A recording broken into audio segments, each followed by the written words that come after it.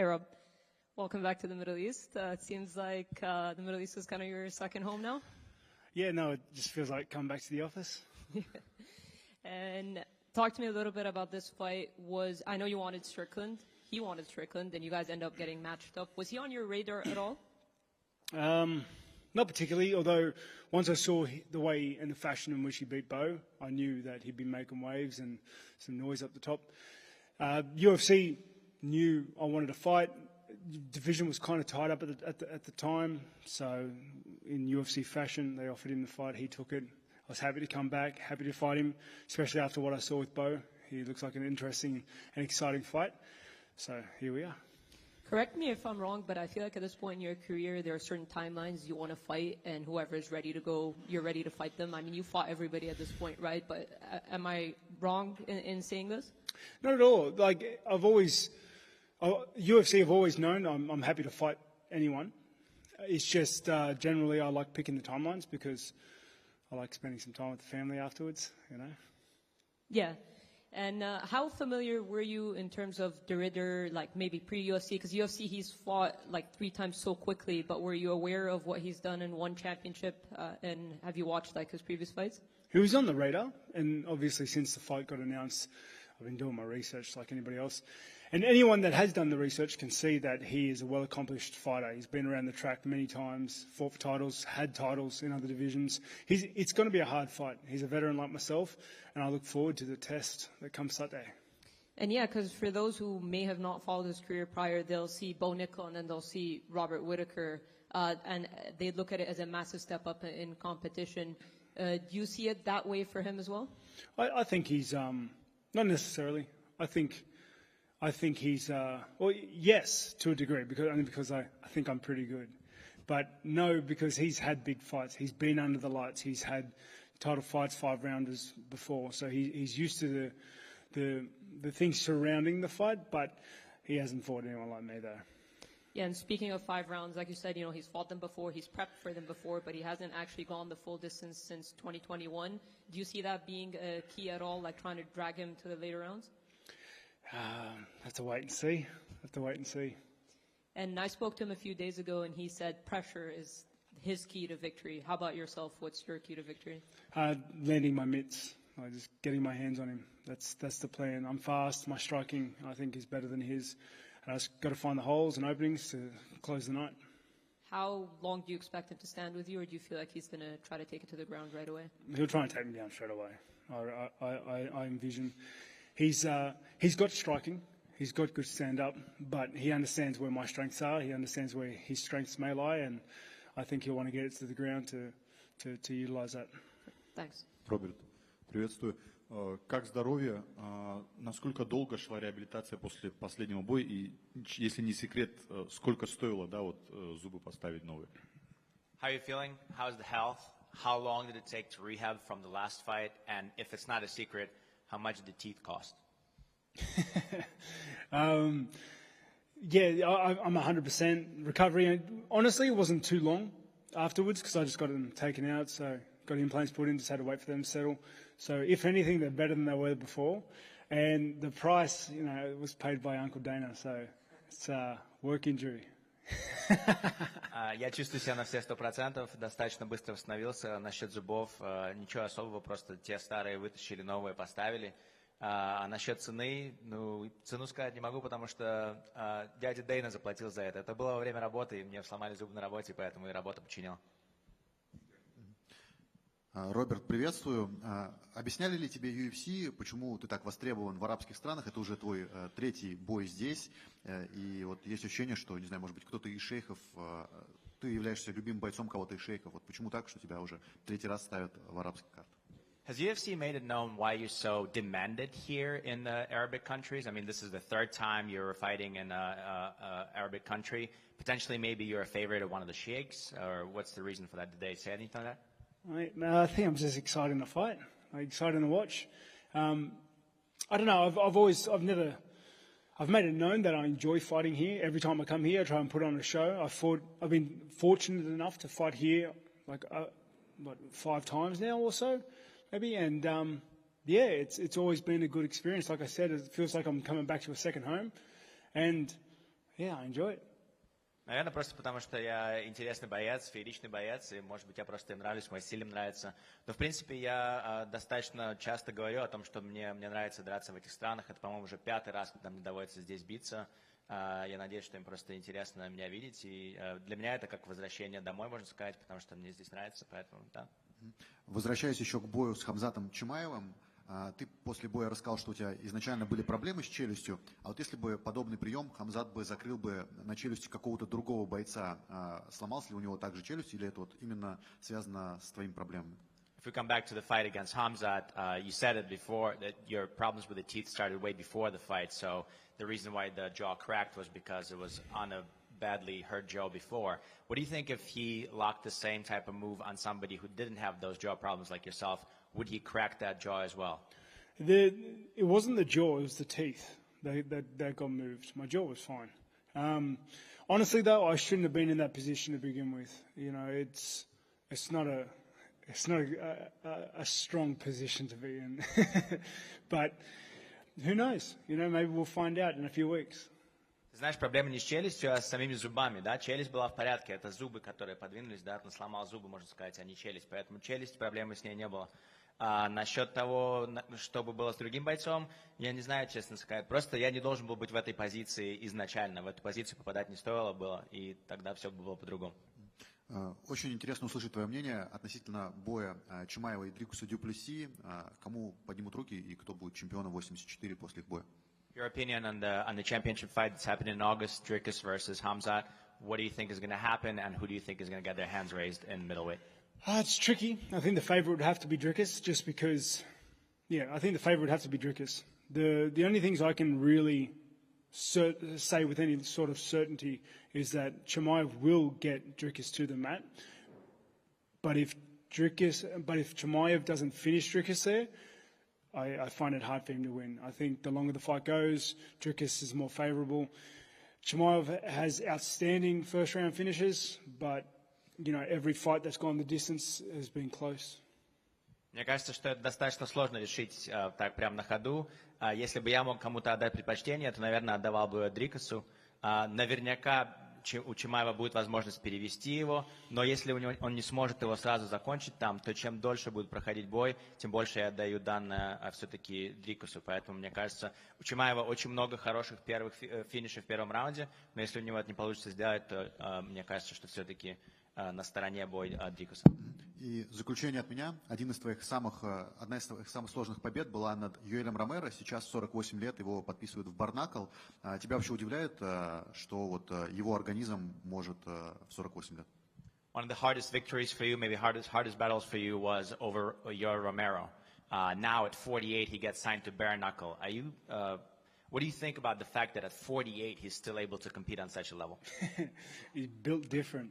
That's it. He's just built different. He's a different animal. Он просто сделан из совсем другого материала, он по-другому построен, он совершенно другое животное. Роберт, hi.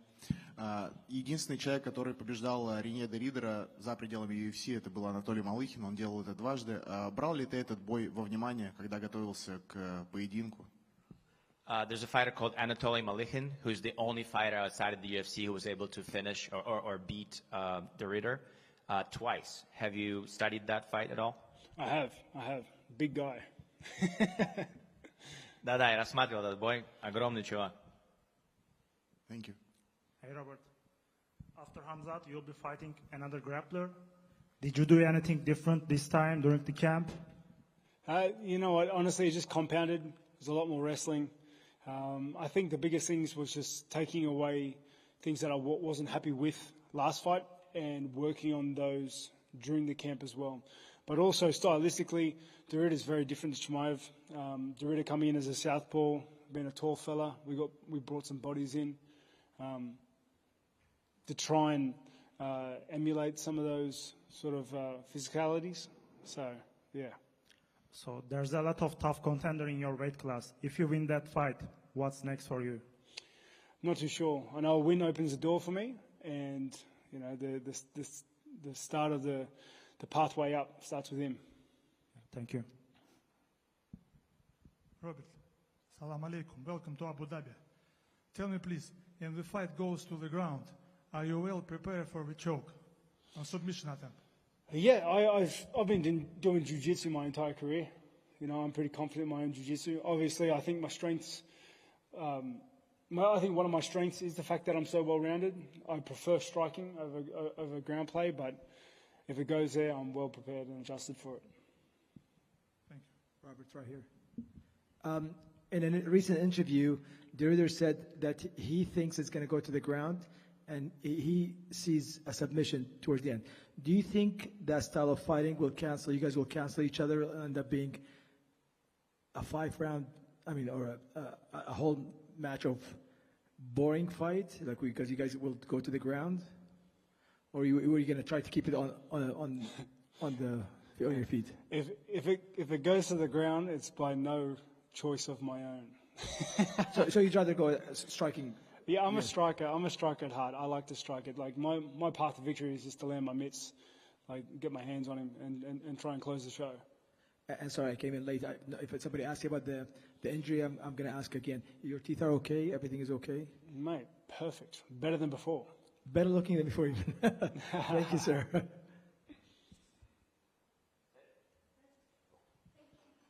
Cool. Thanks, guys. Hi, how are you? Hey. We spoke a few days ago. How's everything been so far, and how's the weight coming off? Doing good. Weight's coming off. Feeling lean. Looking for carbohydrates everywhere, but I'm good. Well, it's a full circle moment for you, of course. Less than a year ago, you were in Abu Dhabi fighting at UAE Warriors to get the contract. Being back in Abu Dhabi, all the familiar surroundings, how does it feel? Yeah, it's very nice to be here. It's nice to see all the people here again. The heat is a little less nice, but yeah, it's cool to be here. It's nice. Nice to be back after a full year. Like, it's been a crazy year, and it's thanks to a lot of people here. So it's special to fight here again. Yeah. And you've been so active. Do you allow yourself to kind of sit back and smell the roses, like they say, or because it's been like fight camp, are you just so focused that you haven't had an opportunity to appreciate all the success you've had? No, I try in the moment. I try to be in the moment as much as possible. It's crazy that just a year ago I was fighting here UAE Warriors, which is going to be tonight as well. So I'm going to have a look there tonight. And that I'm here in a main event for the first time in the UFC 12 months later. So I try to take it all in. I try to enjoy as much as I can. I think I've been doing this stuff for so long, and that's really something that I have in the front of my mind, that I try to enjoy everything, try to enjoy every training session, try to enjoy everything that I'm going through here. So yeah, that's basically it. Yeah, and as a former double champion, you've prepared for numerous 5-round fights, but you actually haven't gone the full 5 rounds since 2021, and I know you never have the intention to, but considering this is your first main event in the UFC, do you envision yourself changing your approach a little bit, pacing yourself because of the potential of it going 25 minutes, or no? Nah, I think just hit the gas. That's kind of what I do. See if I can get him out there early, or maybe get him tired, and then both of us might get tired in the last couple of rounds. Yeah, and one last one for me. Did you get a chance to look at the betting odds? No. Is it getting better, or am I still... You want me to tell you? Yeah, why not? So, still an underdog. So, but we're keeping the tradition, right? Been an underdog in your past 3 fights? Yeah, good. Nice. Does it make you feel any certain way, or you don't care? Nah. They didn't get it right last time, so hopefully they got it wrong this time as well. All right, thank you. Рене, приветствую. Твой прошлый соперник Бо Никл позиционировался как один из лучших борцов в ММА из США. И также у тебя есть опыт боев с Анатолием Малыхиным, который позиционируется как один из лучших борцов в ММА из России. А вот ты можешь для себя выделить разницу и тоже нам объяснить, чем отличается ММА-борьба американская от ММА-борьбы российской? Your last opponent was Bo Nickel, who is quoted to be or slated to be the best wrestler in the UFC, best wrestler in America. You also have experience fighting Anatoly Malykhin, who is considered to be the best wrestler in Russia. Can you sum up or basically say what is the difference between MMA wrestling from America and MMA wrestling from Russia, comparing those two fighters? Well, Malykhin being Russian is still very different than being Dagestani or Chechen wrestling, as far as the guys I've trained with. But one thing I like about the Russian style, and especially the Dagestani and the Chechen style, is there's much more judo influences. You guys much more train much more closely to MMA from a young age than the wrestlers from America do. And one thing that always helps me fighting the Americans is I can trip and I can throw, and I don't rely only on the singles and the doubles. And they really come in with a very hard, explosive double and single style normally. But I would prefer what most of the Chechens and the Dagestanis do. Если посмотреть на Малыхина, то он, так сказать, русский, не дагестанец, не чеченец, да. Мне кажется, что все равно борьба в Дагестане, в Чечне, она совсем другая, поскольку с малых лет люди учатся борьбе, и очень много элементов дзюдо и так далее, которые ближе, похоже, напоминает на ММА уже сразу, в отличие от чистой борьбы, скажем так. В Америке, если посмотреть на американскую борьбу, то очень много всего на single leg, double leg, да, то есть у них совсем другой рестлинг, больше прямой, так сказать, в нем нету дзюдо и так далее. Для меня, конечно же, значительно легче биться с американскими борцами, поскольку я могу их делать подсечки, я могу их кидать, того, к чему они не привыкли, так сказать, что есть в борьбе в Дагестане и в Чечне, поэтому тот стиль борьбы для меня ближе, он, мне кажется, ближе, чем американская борьба. Продолжая тему с Анатолием Малыхиным, хочется узнать твое мнение, как бы он себя показал в UFC, потому что ты был чемпионом One Championship, пришел в UFC, очень здесь классно себя показываешь, есть доминирующие победы, и вот сегодня главный бой вечера. Получилось бы так же у Анатолия Малыхина? If we continue talking about Anatoly Malykhin, what do you think he would do in the UFC? Because you come from One Championship, you've been a champion there. You now are in the UFC, you got the main event this time around. You're showing yourself really, really well. You're doing really well in the UFC. What about him? What do you think he could do had he crossed over here to the UFC? Yeah, I think his skill set would be very applicable. But we know that I don't know how to say this, but he cannot fight in the UFC because of other factors. So that's a shame. I don't think we will ever know, unfortunately. I would really like to have another shot at him one day, so hopefully that materializes. But he's not able to fight in the UFC at the moment. Мне кажется, по навыкам он бы очень хорошо себя мог показать здесь в UFC, то есть у него все есть для того, чтобы здесь хорошо выступать. Но по другим факторам, я не знаю, как правильно сказать, не могу сказать, по понятным другим факторам у него не получится быть в UFC долгое время и, наверное, никогда. Это, конечно, жалко, потому что мне кажется, что я хотел бы еще раз попробовать себя против него, показать свои навыки против его навыков, но, к сожалению, по понятным причинам, я думаю, что он никогда сюда не попадет. И последний вопрос от меня. Твоего соперника в одном из прошлых боев Хамзат Чимаев сломал ему челюсть, несколько зубов забрал себе, можно так сказать. Ты, как тоже один из лучших грэплеров в дивизионе, рассчитываешь на что-то подобное, вот именно на слабую челюсть Роберта Whittakera? Let's talk about your opponent this time around on Saturday. The future contender for the middleweight belt, Hamzat Chimaev, just fought Robert recently and, let's say, collected some of his teeth, broke his jaw. Are you thinking about something like that? Are you counting on a weak jaw of Robert Whittaker? Are you predicting something like that happening? No, my jokes are much more specific, much more subtle. My jokes go nice under the chin. Не, мои удушающие совсем другие, они намного более четкие, намного более правильные, они прямо под подбородок, поэтому я зубы забирать не буду. Thank you. Right here. So you mentioned that you like training with Dagestanis and Chechens because of the style, because of judo, sambo that they imply in their wrestling. Can you mention some names, some known fighters that you trained with? Yeah, one of the guys I really like to train with at Killcliff is Baisangur. He's still an upcoming guy, but I think he's at 6-0 now or 7-0. He's in the Hamzat camp now as well, doing very well. And we have at Killcliff we have a Dagestani coach, Saeed Saparov. I really like to work with. There's a few guys from the PFL. So yeah.